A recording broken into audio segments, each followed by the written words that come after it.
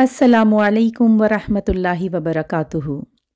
लाखों करोड़ों दुरूद सलाम हज़रत मोहम्मद सल्लल्लाहु अलैहि वसल्लम पर। एक रोज़ हज़रत मोहम्मद सल्लल्लाहु अलैहि वसल्लम खाना काबा में नमाज पढ़ रहे थे कि अबू जहल आपके पास आया और बोला, क्या मैंने आपको इससे मना नहीं किया था? आप जानते नहीं मैं सबसे बड़े गुरोह वाला हूँ। इस पर सूरह अलग की आयत नंबर 17 और 18 नाजिल हुई, जिनका तर्जुमा ये है, सो ये अपने गुरोह के लोगों को बुला ले। अगर उसने ऐसा किया तो हम भी दोज़ख के प्यादों को बुला लेंगे। हज़रत इब्ने अब्बास फरमाते हैं, अगर अबू जहल अपने गुरोह को बुलाता तो अल्लाह ताला के अजाब के फरिश्ते उसे पकड़ कर तहस नहस कर देते। एक रोज़ अबू जहल हज़रत मोहम्मद सल्लल्लाहु अलैहि वसल्लम के सामने आया और आपसे मुखातिब हुआ। आपको मालूम है मैं बतहा वालों का मुहाफिज हूँ और मैं यहाँ एक शरीफ तरीन आदमी हूँ। उस वक्त अल्लाह ताला ने सूरह दुखान की आयत 49 नाजिल फरमाई, जिसका तर्जुमा है, चक तू बड़ा मुअज़्ज़ज़ मुकर्रम है। आयत का ये जुमला दोज़ख के फरिश्ते अबू जहल को दोज़ख में डालते वक्त फिटकारते हुए कहेंगे। अबू लहब भी हुजूर अकरम सल्लल्लाहु अलैहि वसल्लम की ईज़ा रसानी में आगे आगे था। नबी करीम सल्लल्लाहु अलैहि वसल्लम की तबलीग में रुकावटें डालता था। आप सल्लल्लाहु अलैहि वसल्लम को बुरा भला कहता था। उसकी बीवी उम्मे जमील भी उसके साथ शामिल थी। वो जंगल से कांटेदार लकड़ियां काट कर लाती और नबी करीम के रास्ते में बिछाती। उस पर अल्लाह ताला ने सूरह लहब नाजिल फरमाई। उसमें अबू लहब के साथ उसकी बीवी को भी अजाब की खबर दी गई। वो गुस्से में आग बगोला हो गई। पत्थर हाथ में लिए आप सल्लल्लाहु अलैहि वसल्लम की तरफ बढ़ी। उस वक्त आपके साथ अबू बकर भी थे। उन्होंने अबू लहब की बीवी को आते देखकर फरमाया, अल्लाह के रसूल, ये औरत बहुत जबान दराज है। अगर आप यहाँ ठहरे रहे तो इसकी बदजबानी से आपको तकलीफ पहुंचेगी। उनकी ये बात सुन के हुजूर ने फरमाया, अबू बकर फिक्र न करो, वो मुझे ना देख सकेगी। इतने में उम्मे जमील नजदीक पहुंच गई। उसे वहां सिर्फ अबू बकर नजर आए। वो आते ही बोली, अबू बकर, तुम्हारे दोस्त ने मुझे जलील किया है। कहाँ है तुम्हारा दोस्त जो शेर पढ़ता है? अबू बकर बोले, क्या तुम्हें मेरे साथ कोई नजर आ रहा है? क्यों, क्या बात है? मुझे तो तुम्हारे साथ कोई नजर नहीं आ रहा। उन्होंने पूछा, तुम उनके साथ क्या करना चाहती हो? जवाब में उसने कहा, मैं ये पत्थर उनको मारना चाहती हूँ। उसने मेरे शान में नाजेबा शेर कहे हैं। वो सूरह लहब की आयत को शेर समझ रही थी। इस पर अबू बकर ने कहा, नहीं, अल्लाह की कसम, वो शायर नहीं है। वो तो शेर कहना जानते ही नहीं, ना उन्होंने तुम्हें जलील किया है। वो सुनकर वो वापस आ गई। बाद में अबू बकर सिद्दीक ने आप सल्लल्लाहु अलैहि वसल्लम से पूछा, ए अल्लाह के रसूल, वो आपको देख क्यों नहीं सकी? आपने इरशाद फरमाया, एक फरिश्ते ने मुझे अपने परों में छुपा लिया था। एक रिवायत के मुताबिक आपने ये जवाब इरशाद फरमाया, मेरे और उसके दरमियान एक आड़ पैदा कर दी गई थी। अबू लहब के एक बेटे का नाम उतबा था और दूसरे का नाम अतीबा। ऐलान नबूवत से पहले रसूल करीम सल्लल्लाहु अलैहि वसल्लम ने अपनी दो बेटियों हज़रत रुकैया और हज़रत उम्मे कलसूम रज़ी अल्लाह अन्हुमा का निकाह अबू लहब के इन दोनों बेटों से कर दिया था। ये सिर्फ निकाह हुआ था, अभी रुखसती नहीं हुई थी। इस्लाम का आगाज हुआ और सूरह लहब नाजिल हुई तो अबू लहब ने गुस्से में आकर अपने बेटों से कहा, अगर तुम मोहम्मद की बेटियों को तलाक नहीं दोगे तो मैं तुम्हारा चेहरा नहीं देखूंगा। चुनाचे उन दोनों ने उन्हें तलाक दे दी। ये रिश्ता इस्लाम दुश्मनी की बुनियाद पर ख़त्म किया गया। यानी आप दोनों चूंकि नबी करीम सल्लल्लाहु अलैहि वसल्लम की साहबजादियाँ थीं, इसलिए ये कदम उठाया गया। इस मौके पर अतीबा नबी करीम सल्लल्लाहु अलैहि वसल्लम की खिदमत में हाजिर हुआ और उसने आपकी शान में गुस्ताखी की। आप साहबजादियों की वजह से पहले ही गमगीन थे। इन हालात में आपने उसके हक में बद्दुआ फरमाई, ए अल्लाह, इस पर अपने कुत्तों में से एक कुत्ता मुसल्लत फरमा दे। अतीबा ये बद्दुआ सुनकर वहां से लौट आया। उसने अपने बाप अबू लहब को सारा हाल सुनाया। उसके बाद दोनों बाप बेटा एक काफिले के साथ मुल्क शाम की तरफ रवाना हो गए। راستے میں یہ لوگ ایک جگہ ٹھہرے، وہاں قریب ہی ایک راہب کی عبادت گاہ تھی۔ راہب ان کے پاس آیا، اس نے انہیں بتایا اس علاقے میں جنگلی درندے رہتے ہیں۔ ابو لہب یہ سن کر خوفزدہ ہو گیا۔ نبی کریم صلی اللہ علیہ وآلہ وسلم کی بد دعا یاد آ گئی۔ اس نے قافلے والوں سے کہا، تم لوگ میری حیثیت سے باخبر ہو اور یہ بھی جانتے ہو کہ میرا حق تم پر کیا ہے۔ انہوں نے ایک زبان ہو کر کہا، بے شک ہمیں معلوم ہے۔ ابو لہب یہ سن کر بولا، تب پھر تم ہماری مدد کرو، میں محمد کی بد دعا کی وجہ سے خوفزدہ ہو گیا ہوں، اس لیے تم لوگ اپنا سامان اس عبادت گاہ کی طرف رکھ کر اس پر میرے بیٹے کا بستر لگا دو اور اس کے چاروں طرف تم اپنے بستر لگا دو۔ ان لوگوں نے ایسا ہی کیا، یہی نہیں انہوں نے اپنے چاروں طرف اپنی اونٹوں کو بھی بٹھا دیا۔ اس طرح عتیبہ ان سب کے عین درمیان میں آ گیا۔ اب وہ سب اس کی پاسبانی کرنے لگے۔ ان کی تمام احتیاطی تدابیر کے باوجود حضور اکرم صلی اللہ علیہ وآلہ وسلم کی پیشگوئی پوری ہو گئی۔ نصف رات کے قریب ایک شیر وہاں آیا اور سوئے ہوئے لوگوں کو سونگھنے لگا۔ ایک ایک کو سونگھتے ہوئے وہ آگے بڑھتا رہا، یہاں تک کہ وہ لمبی چھلانگ لگا کر عتیبہ تک پہنچ گیا۔ بس پھر کیا تھا، اس نے اسے چیر پھاڑ کر ہلاک کر ڈالا۔ تکالیف پہنچانے کا ایک اور واقعہ اس طرح پیش آیا کہ ایک روز آپ صلی اللہ علیہ وآلہ وسلم مسجد حرام میں نماز پڑھ رہے تھے۔ قریب ہی کچھ جانور ذبح کیے گئے تھے۔ وہ لوگ اپنے بتوں کے نام پر قربانی کرتے تھے۔ ان جانوروں کی ایک اوجڑی ابھی تک وہیں پڑی ہوئی تھی۔ ایسے میں ابو جہل نے کہا، کیا کوئی شخص ایسا ہے جو اس اوجڑی کو محمد کے اوپر ڈال دے؟ ایک روایت کے مطابق کسی نے کہا، کیا تم یہ منظر نہیں دیکھ رہے ہو؟ تم میں سے کون ہے جو وہاں جائے جہاں فلاں قبیلے نے جانور ذبح کیے ہیں؟ ان کا گوبر، لید، خون اور اوجڑی وہاں پڑے ہیں۔ کوئی شخص وہاں جا کر گندگی اٹھا لائے اور محمد کے سجدے میں جانے کا انتظار کرے، پھر جو ہی وہ سجدے میں جائیں وہ شخص گندگی ان کے کندھوں کے درمیان رکھ دے۔ تب مشرکوں میں سے ایک شخص اٹھا، اس کا نام عقبہ بن ابی معیط تھا۔ یہ اپنی قوم میں سب سے زیادہ بدبخت تھا۔ یہ گیا اور اوجڑی اٹھا لایا۔ جب آپ صلی اللہ علیہ وآلہ وسلم سجدے میں گئے تو اوجڑی آپ پر رکھ دی۔ اس پر مشرکین ہنسنے لگے۔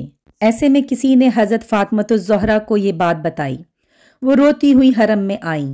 نبی کریم صلی اللہ علیہ وآلہ وسلم اسی طرح سجدے میں تھے اور اوجڑی آپ کے کندھوں پر تھی۔ سیدہ فاطمہ نے اوجڑی کو آپ پر سے ہٹایا۔ اس کے بعد آپ سجدے سے اٹھے اور نماز کی حالت میں کھڑے ہو گئے۔ نماز سے فارغ ہو کر آپ صلی اللہ علیہ وآلہ وسلم نے فرمایا، اے اللہ تو قریش کو ضرور سزا دے، اے اللہ تو قریش کو ضرور سزا دے، اے اللہ تو قریش کو ضرور سزا دے۔ قریش جو ماری ہنسی کے لوٹ پوٹ ہو رہے تھے، یہ بد دعا سنتے ہی ان کی ہنسی کافور ہو گئی۔ اس بد دعا کی وجہ سے وہ دہشت زدہ ہو گئے۔ اس کے بعد آپ نے نام لے لے کر بھی بد دعا فرمائی، اے اللہ تو عمرو بن حشام کو سزا دے، یعنی ابو جہل کو، عقبہ بن ابی معیط اور امیہ بن خلف کو سزا دے۔ حضرت عبداللہ بن مسعود فرماتے ہیں، اللہ کی قسم آپ صلی اللہ علیہ وآلہ وسلم نے جن جن قریشیوں کا نام لیا تھا، میں نے انہیں غزوہ بدر میں خاک و خون میں لتھڑا ہوا دیکھا اور پھر ان کی لاشوں کو ایک گھڑے میں پھینک دیا گیا۔ اسی طرح ایک واقعہ حضرت عثمان غنی نے اس طرح بیان فرمایا ہے۔ ایک روز نبی کریم صلی اللہ علیہ وآلہ وسلم طواف فرما رہے تھے۔ اس وقت آپ کا ہاتھ حضرت ابو بکر رضی تعالیٰ عنہ کے ہاتھ میں تھا۔ حجر اسود کے پاس 3 آدمی بیٹھے تھے۔ جب آپ حجر اسود کے پاس سے گزرے، ان کے قریب پہنچے تو ان تینوں نے آپ کی ذات بابرکت پر چند جملے کسے۔ ان جملوں کو سن کر آپ کو تکلیف پہنچی۔ تکلیف کے آثار آپ کے چہرے سے ظاہر ہوئے۔ دوسرے پھیرے میں ابو جہل نے کہا، تم ہمیں ان معبودوں کی عبادت کرنے سے روکتے ہو جنہیں ہمارے باپ دادا پوجتے آئے ہیں، لیکن ہم تم سے صلح نہیں کر سکتے۔ جواب میں آپ صلی اللہ علیہ وآلہ وسلم نے ارشاد فرمایا، میرا بھی یہی حال ہے۔ پھر آپ آگے بڑھ گئے۔ تیسرے پھیرے میں بھی انہوں نے ایسا ہی کہا۔ پھر چوتھے پھیرے میں یہ تینوں یکدم آپ کی طرف جھپٹے۔ حضرت عثمان فرماتے ہیں، ابو جہل نے ایک دم آگے بڑھ کر آپ صلی اللہ علیہ وآلہ وسلم کے کپڑے پکڑنے کی کوشش کی۔ میں نے آگے بڑھ کر ایک گھونسا اس کے سینے پر مارا۔ اس سے وہ زمین پر گر پڑا۔ دوسری طرف حضرت ابو بکر نے امیہ بن خلف کو دھکیلا۔ تیسری طرف خود حضور اکرم صلی اللہ علیہ وآلہ وسلم نے عتبہ بن ابی معیط کو دھکیلا۔ آخر یہ لوگ آپ کے پاس سے ہٹ گئے۔ اس وقت آپ نے ارشاد فرمایا، اللہ کی قسم تم لوگ اس وقت تک نہیں مرو گے جب تک اللہ کی طرف سے اس کی سزا نہیں بھگت لو گے۔ حضرت عثمان فرماتے ہیں، یہ الفاظ سن کر ان تینوں میں سے ایک بھی ایسا نہیں تھا جو خوف کی وجہ سے کانپنے نہ لگا ہو۔ پھر آپ نے ارشاد فرمایا، تم لوگ اپنے نبی کے لیے بہت برے ثابت ہوئے۔ یہ فرمانے کے بعد آپ اپنے گھر کی طرف لوٹ گئے، ہم آپ کے پیچھے پیچھے چلے۔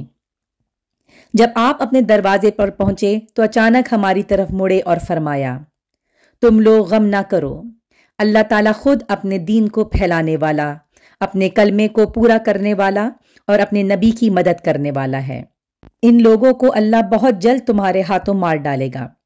اس کے بعد ہم بھی اپنے اپنے گھروں کو چلے گئے، اور پھر اللہ کی قسم غزوہ بدر کے دن اللہ تعالیٰ نے ان لوگوں کو ہمارے ہاتھوں مار ڈالا۔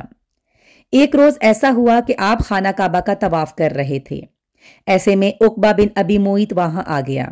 اس نے اپنی چادر اتار کر آپ کی گردن میں ڈالی اور اس کو بل دینے لگا۔ اس طرح آپ کا گلا گھٹنے لگا۔ ابو بکر صدیق دوڑ کر آئے اور اسے کندھوں سے پکڑ کر دھکیلا۔ ساتھ ہی انہوں نے فرمایا، کیا تم اس شخص کو مارنا چاہتے ہو جو یہ کہتا ہے کہ میرا رب اللہ ہے اور جو تمہارے رب کی طرف سے کھلی نشانیاں لے کر آیا ہے؟ بخاری کی ایک حدیث کے مطابق حضرت عروہ ابن زبیر سے روایت ہے کہ میں نے ایک مرتبہ حضرت عمرو بن عاص سے پوچھا، مجھے بتائیے مشرکین کی طرف سے حضور نبی کریم صلی اللہ علیہ وآلہ وسلم کے ساتھ سب سے زیادہ بدترین اور سخت ترین سلوک کس نے کیا؟ جواب میں حضرت عمرو نے فرمایا، ایک مرتبہ حضور اکرم صلی اللہ علیہ وآلہ وسلم کعبہ میں نماز ادا فرما رہے تھے کہ عقبہ بن ابی معیط آیا۔ اس نے آپ کی گردن میں کپڑا ڈال کر اس پوری قوت سے آپ کا گلا گھونٹا۔ اس وقت حضرت ابو بکر نے اسے دھکیل کر ہٹایا۔ یہ قول حضرت عمرو بن عاص کا ہے۔ انہوں نے یہی سب سے زیادہ سخت برتاؤ دیکھا ہوگا، ورنہ آپ صلی اللہ علیہ وآلہ وسلم کے ساتھ اس سے زیادہ کہیں سخت برتاؤ کیا گیا۔ پھر جب مسلمانوں کی تعداد 38 ہو گئی تو حضرت ابو بکر صدیق نے آپ صلی اللہ علیہ وآلہ وسلم سے عرض کیا، اے اللہ کے رسول، مسجد حرام میں تشریف لے چلیے تاکہ ہم وہاں نماز ادا کر سکیں۔ اس پر آپ نے ارشاد فرمایا، ابو بکر ابھی ہماری تعداد تھوڑی ہے۔ حضرت ابو بکر صدیق نے پھر اسی خواہش کا اظہار کیا۔ آخر نبی کریم صلی اللہ علیہ وآلہ وسلم اپنے تمام صحابہ کے ساتھ مسجد حرام میں پہنچ گئے۔ حضرت ابو بکر نے کھڑے ہو کر خطبہ دیا، لوگوں کو کلمہ پڑھ لینے کی دعوت دی۔ اس طرح حضرت ابو بکر سب سے پہلے شخص ہیں جنہوں نے مجمع میں کھڑے ہو کر اس طرح تبلیغ کی۔ اس خطبے کے جواب میں مشرکین مکہ حضرت ابو بکر اور دوسرے مسلمانوں پر ٹوٹ پڑے اور انہیں مارنے لگے۔ حضرت ابو بکر کو تو انہوں نے سب سے زیادہ مارا پیٹا، مار پیٹ کی انتہا کر دی۔ ایسے میں حضرت ابو بکر صدیق کے قبیلے بنو تمیم کے لوگ وہاں پہنچ گئے۔ انہیں دیکھتے ہی مشرکین نے حضرت ابو بکر کو چھوڑ دیا۔ ان لوگوں نے حضرت ابو بکر صدیق کو ایک کپڑے پر لٹایا اور بے ہوشی کی حالت میں گھر لے آئے۔ ان سب کو یقین ہو چکا تھا کہ حضرت ابو بکر صدیق آج زندہ نہیں بچیں گے۔ اس کے بعد بنو تمیم کے لوگ واپس حرم آئے اور انہوں نے کہا، اللہ کی قسم اگر ابو بکر مر گئے تو ہم عقبہ کو بھی مار ڈالیں گے۔ یہ لوگ پھر حضرت ابو بکر کے پاس آئے۔ انہوں نے اور حضرت ابو بکر کے والد نے ان سے بار بار بات کرنے کی کوشش کی، لیکن آپ بالکل بے ہوش تھے۔ آخر شام کے وقت کہیں جا کر آپ کو ہوش آیا اور بولنے کے قابل ہوئے۔ آپ نے سب سے پہلے پوچھا، حضرت صلی اللہ علیہ وآلہ وسلم کا کیا حال ہے؟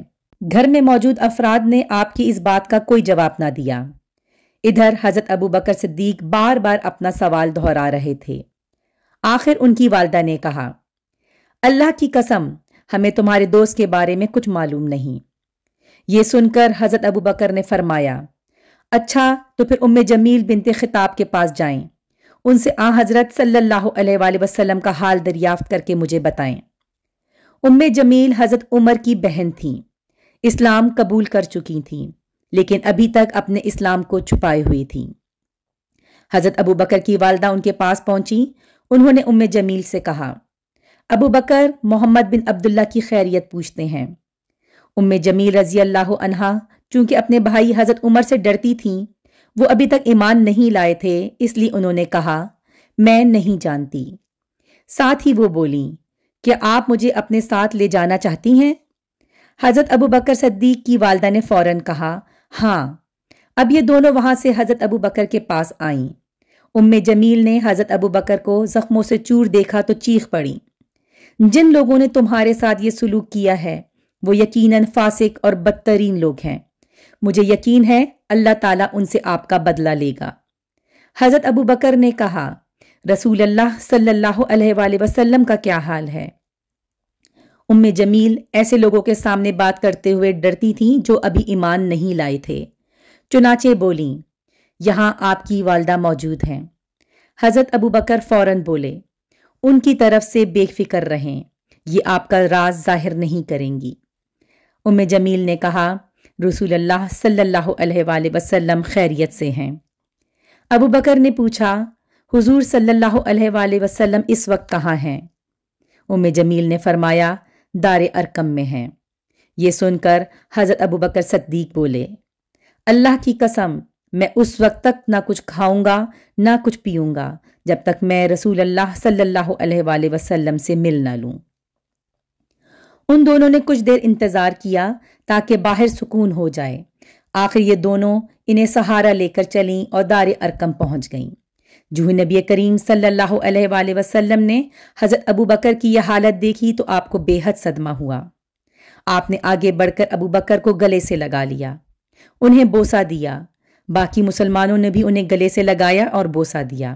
پھر حضرت ابو بکر نے حضور اکرم صلی اللہ علیہ وآلہ وسلم سے عرض کیا آپ پر میرے ماں باپ قربان ہوں، اے اللہ کے رسول مجھے کچھ تو نہیں ہوا سوائے اس کے کہ میرے چہرے پر چوٹیں آئی ہیں، یہ میری والدہ میرے ساتھ آئی ہے، ممکن ہے اللہ تعالیٰ آپ کی طفیل انہیں جہنم کی آگ سے بچا لے۔ نبی کریم صلی اللہ علیہ وآلہ وسلم نے ان کی والدہ کے لیے دعا فرمائی، پھر انہیں اسلام کی دعوت دی۔ وہ اسی وقت ایمان لے آئیں، جس پر ابو بکر اور تمام صحابہ کو بے حد خوشی ہوئی۔ ایک روز صحابہ کرام نبی کریم صلی اللہ علیہ وآلہ وسلم کے گرد جمع تھے، ایسے میں کسی نے کہا اللہ کی قسم قریش نے آج تک نبی کریم صلی اللہ علیہ وآلہ وسلم کے علاوہ کسی اور کی زبان سے بلند آواز میں قرآن نہیں سنا، اس لیے تم میں سے کون ہے جو ان کے سامنے بلند آواز میں قرآن پڑھے؟ یہ سن کر حضرت عبداللہ بن مسعود بول اٹھے میں ان کے سامنے بلند آواز سے قرآن پڑھوں گا۔ حضرت عبداللہ بن مسعود کی بات سن کر صحابہ نے کہا ہمیں قریش کی طرف سے آپ کے بارے میں خطرہ ہے، ہم تو ایسا آدمی چاہتے ہیں جس کا خاندان قریش سے اس کی حفاظت کرتا رہے۔ اس کے جواب میں حضرت عبداللہ بن مسعود نے فرمایا آپ میری پرواہ نہ کریں، اللہ تعالیٰ خود میری حفاظت فرمائیں گے۔ دوپہر کے بعد حضرت عبداللہ بن مسعود رضی اللہ عنہ بیت اللہ میں پہنچ گئے۔ آپ مقام ابراہیم کے پاس کھڑے ہو گئے۔ اس وقت قریش اپنے اپنے گھروں میں تھے۔ اب انہوں نے بلند آواز سے قرآن پڑھنا شروع کیا۔ قریش نے یہ آواز سنی تو کہنے لگے اس غلام ذات کو کیا ہوا؟ کوئی اور بولا محمد جو کلام لے کر آئے ہیں یہ وہی پڑھ رہا ہے۔ یہ سنتے ہی مشرکین ان کی طرف دوڑ پڑے اور لگے انہیں مارنے پیٹنے۔ حضرت عبداللہ بن مسعود چوٹے کھاتے جاتے اور قرآن پڑھتے جاتے، یہاں تک کہ انہوں نے سورت کا زیادہ تر حصہ تلاوت کر ڈالا۔ اس کے بعد وہاں سے اپنے ساتھیوں کے پاس آ گئے۔ ان کا چہرہ اس وقت تک لہو لہان ہو چکا تھا۔ ان کی یہ حالت دیکھ کر مسلمان بول اٹھے ہمیں تمہاری طرف سے اسی بات کا خطرہ تھا۔ حضرت عبداللہ بن مسعود نے فرمایا اللہ کی قسم اللہ کے دشمنوں کو میں نے اپنے لیے آج سے زیادہ ہلکا اور کمزور کبھی نہیں پایا۔ اگر تم لوگ کہو تو کل پھر میں ان کے سامنے جا کر قرآن پڑھ سکتا ہوں۔ اس پر مسلمان بولے نہیں، وہ لوگ جس چیز کو ناپسند کرتے ہیں آپ انہیں وہ کافی سنا آئے ہیں۔ کفار کا یہ ظلم و ستم جاری رہا۔ ایسے میں ایک دن حضور صلی اللہ علیہ وآلہ وسلم صفا کی پہاڑی کے پاس موجود تھے۔ ابو جہل آپ کے پاس سے گزرا اور آپ کو دیکھ کر آپ کو برا بھلا کہنے لگا اور اس نے آپ کے سر پر مٹی پھینکی۔ عبداللہ بن جدعان کی باندی نے یہ منظر دیکھا۔ پھر ابو جہل آپ کے پاس سے چل کر حرم میں داخل ہوا۔ وہاں مشرکین جمع تھے۔ وہ ان کے سامنے اپنا کارنامہ بیان کرنے لگا۔ اسی وقت آپ کے چچا حضرت حمزہ رضی اللہ عنہ حرم میں داخل ہوئے۔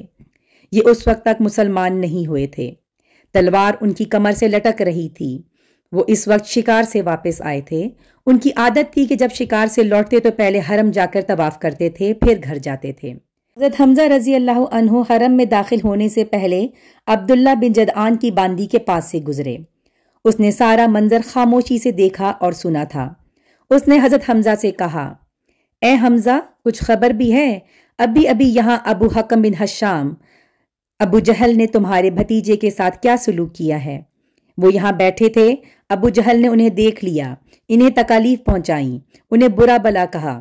آپ کے بھتیجے نے جواب میں اسے کچھ نہیں کہا۔ یہ ساری بات سن کر حضرت حمزہ نے کہا، تم جو کچھ بیان کر رہی ہو، کیا یہ سب تم نے اپنی آنکھوں سے دیکھا ہے؟ اس نے فوراً کہا، ہاں میں نے خود دیکھا ہے۔ یہ سنتے ہی حضرت حمزہ جوش میں آ گئے، چہرہ غصے میں تمتما اٹھا، فوراً حرم میں داخل ہوئے۔ وہاں ابو جہل موجود تھا، وہ قریشیوں کے درمیان بیٹھا تھا۔ یہ سیدھے اس تک جا پہنچے، ہاتھ میں کمان تھی، بس وہی کھینچ کر اس کے سر پر دے ماری۔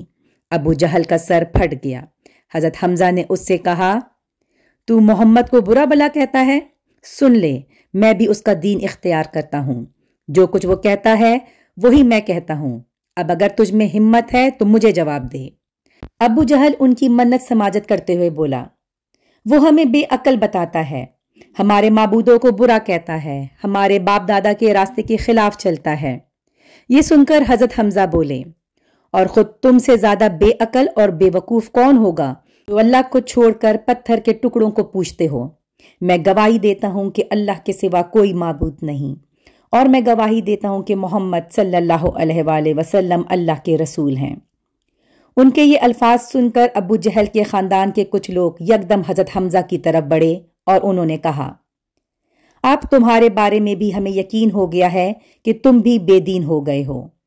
جواب میں حضرت حمزہ نے فرمایا، آؤ، کون ہے مجھے اس سے روکنے والا؟ مجھ پر حقیقت روشن ہو گئی ہے۔ میں گواہی دیتا ہوں کہ وہ اللہ کے رسول ہیں، جو کچھ وہ کہتے ہیں وہ حق اور سچائی ہے۔ اللہ کی قسم، میں انہیں نہیں چھوڑوں گا۔ اگر تم سچے ہو تو مجھے روک کر دکھاؤ۔ یہ سن کر ابو جہل نے اپنے لوگوں سے کہا، ابو عمارہ یعنی حضرت حمزہ کو چھوڑ دو، میں نے واقعی ان کے بھتیجے کے ساتھ ابھی کچھ برا سلوک کیا تھا۔ وہ لوگ ہٹ گئے۔ حضرت حمزہ گھر پہنچے۔ گھر آ کر انہوں نے الجھن محسوس کی کہ یہ میں قریش کے سامنے کیا کہہ کر آیا ہوں، میں تو قریش کا سردار ہوں۔ لیکن پھر ان کا ضمیر انہیں ملامت کرنے لگا۔